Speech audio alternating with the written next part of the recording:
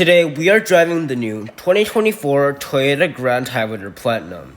But as always, let me give you a brief tour of this car before we get it out on the road. We have full LED headlights, a chrome strip that runs all the way across the front end, and in my opinion this looks like a big RAV4. We also have 20-inch alloy wheels that can be changed with the hybrid model, and we have these fully loaded mirrors. This Grand Highlander is 6 inches bigger than the regular Highlander, giving it more interior room. But as far as the rear end, we have full LED taillights. Now taking a look at the cargo area, we have a lot of space in this Grand Highlander, and you can fold down the second and third rows flat. Now we also have the first aid kit and the cargo tray optioned onto this tester. Now we do have a little bit of storage down below and a spare tire, and you can just close up the trunk just like that. Let's take a look at the rear seats.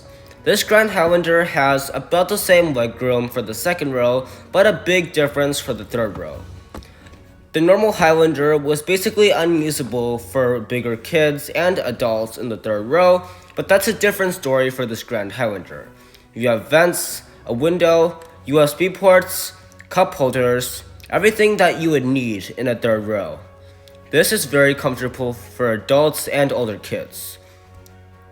Now I do have good legroom and good thigh support, and I'm pretty sure that this Grand Highlander class leads when it comes to the third row. Now putting the second row seat back, it will go back all the way as long as you put the backrest at that point. And I also have a lot of second row legroom. I can also stick my feet underneath the seat. We have heated and ventilated seats, 3 stages of both, third zone of climate control, 2 USB ports on both sides, and a household style outlet. We also will have a center console. Now of course we have to have the sunshades in the Grand Highlander, and this Platinum model gets the panoramic sunroof. Now getting out, pretty easy. It's 8 inches off the ground, so maybe a little bit high for some kids, but that's okay.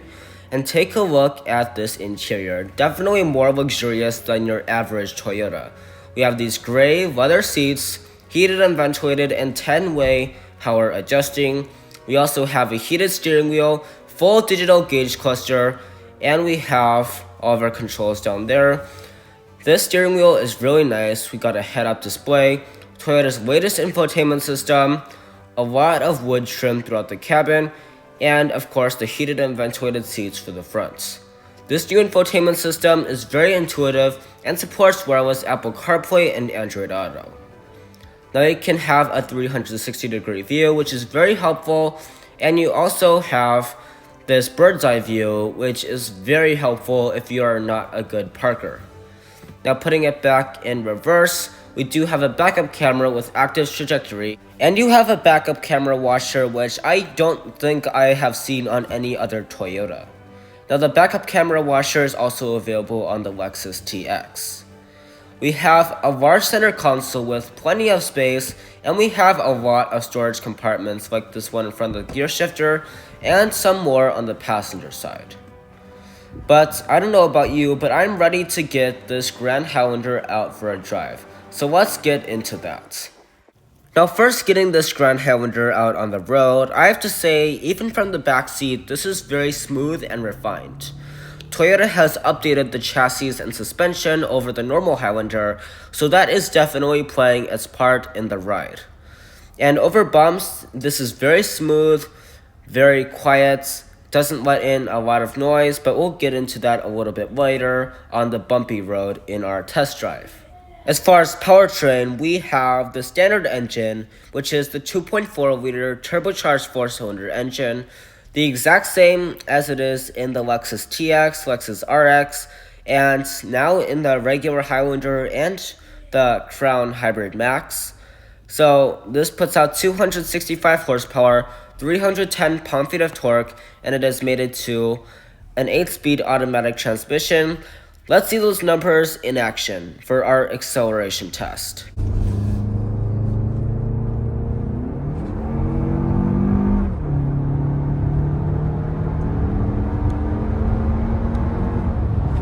Okay, not bad for the standard engine. I imagine that most people will be getting this anyway because it's relatively fast and still relatively efficient, and it's a lot cheaper than the hybrid powertrain.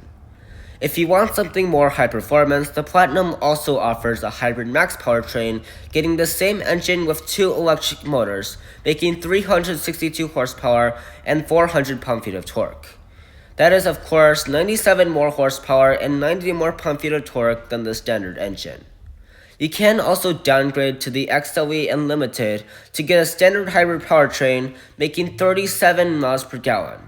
Of course, that will be slower at 245 horsepower. That is the same exact powertrain that is in our personal Toyota Sienna. Now we're going to go over a bumpy road right now, so we're going to test out the ride quality. And already, going over this bumpy road, I can tell you that it was very smooth when I was sitting back there. You didn't get a lot of bumps entering into the cabin, not a lot of rattles or anything. The build quality is also relatively good, so there aren't really going to be many seat rattles. Of course, if you really want the experience of driving on a cloud, you will have to upgrade to the Lexus TX, but for a Toyota, this is pretty good. We also took the Crown over this road, and that did a pretty good job as well. Now, Toyota is doing a great job with the ride quality lately, and I can definitely see their effort put into this Grand Highlander. Good job, Toyota, on that. As far as the wind noise, going over the bumps, there wasn't that much wind noise or tire noise. Of course, we have those 20-inch alloy wheels, and I don't think that really affected the ride quality at all. Overall, this rides very nicely for not being a Lexus, and from my experience, I think this is the best ride quality I've seen from a 3-row Toyota. Better than Sequoia, better than the Sienna, because the Sienna ride quality is just okay. Definitely better than the regular Highlander with the updated chassis and suspension, and the Land Cruiser no longer offers a 3rd row, but I know that the 4Runner doesn't drive very nicely, because I've been in a 4Runner before and it's more meant for off-roading. For any of the families out there that are looking for a new 3-row crossover, I think that this is a solid choice because you have a lot of space in all 3 rows and the cargo area. It is relatively fuel efficient and you can get a pretty fast engine with the Hybrid Max. It's not that expensive, only about $60,000 fully loaded and $40,000 for the base model. And it's actually pretty safe. You get a very good crash rating, and you also get some pretty nice safety features like the front cross traffic alert and the traffic jam assist. I can definitely see these flying off the lots. So if you haven't already, be sure to check out my other videos on this Grand Highlander, and since we are arriving back at our dealership, I'm going to wrap up the video right there. Thank you so much for watching this video. Be sure to check out my other videos on this YouTube channel, and I'll see you in the next one.